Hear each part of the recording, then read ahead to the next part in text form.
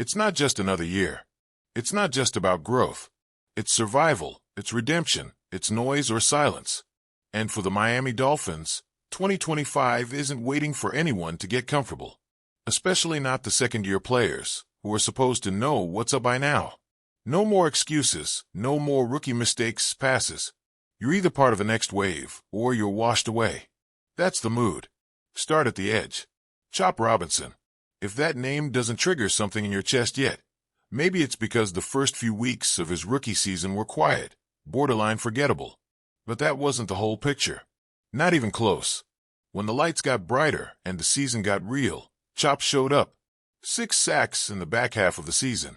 And not just cleanup duty or busted protection handouts. Real pressure. Real violence at the line. He bent the edge. He crashed through. He turned a corner. Literally and figuratively. Now imagine that guy with a full offseason. With confidence. With expectations. You think offenses are just going to block him one-on-one? Not for long. And when they start chipping and sliding protections, someone else better feast. That's what a true threat does. Creates chaos. But chaos can't be one-sided. The trenches on the other side of the ball just lost their anchor. Terron Armstead is gone. Retired.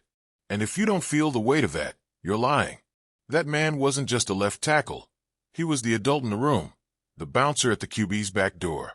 Now it's Patrick Paul's show. Second-round pick. Freaky size. Long, athletic, fast enough for what they ask. But raw. Raw in the way that makes you wince when he's late on a stunt pickup. Raw like a guy who could pancake a Pro Bowler one play and whiff on a twist the next. But that's where we are. There's no time to ease in. No vet to hide behind. Patrick Paul is it. And he better figure it out quick, because no matter how good the weapons are, no one throws deep from their back. Speaking of weapons, let's talk about the name nobody wanted to say out loud last year until they had to. Malik Washington. It's not that he was overlooked. It's that he showed up when the game got tight and the air got thin. Amid Waddle and Tyreek and even Nick Westbrook-kind, there was Malik, snatching targets, moving chains, looking like he belonged, like he was done waiting. He doesn't need to outrun safeties like Tyreek. He doesn't need to put corners in blenders like Waddle. He finds space. He stays open. And when the quarterback's internal clock hits red, Malik is still an option. That matters, especially when the big names are drawing double coverage and bracket shells. This offense needs someone who thrives in the chaos, not just dances around it. But maybe the biggest question mark is out of the backfield.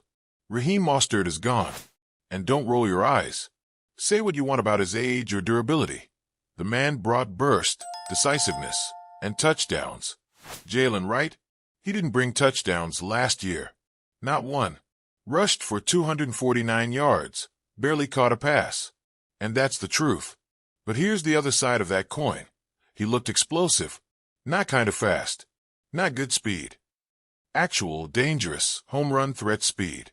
He just didn't have the holes. Or the confidence. Or maybe the trust. Doesn't matter now. Because 2025 won't wait. He's in a room with a chain, Madison, and Ollie Gordon too. And someone's getting left behind. If it's Jalen, that's on him. The opportunity's there. He just needs to stop dancing and start hitting. Start finishing. And then there's the one position nobody's really solved yet, safety. The Dolphins' secondary isn't just thin, it's full of questions. Is Brandon Jones healthy? Is Javon Holland the anchor again?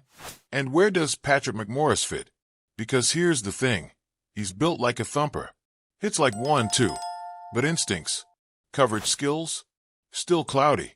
He's the kind of guy you throw into a preseason game, and 5 plays later you're either in love or on the phone with your DB coach.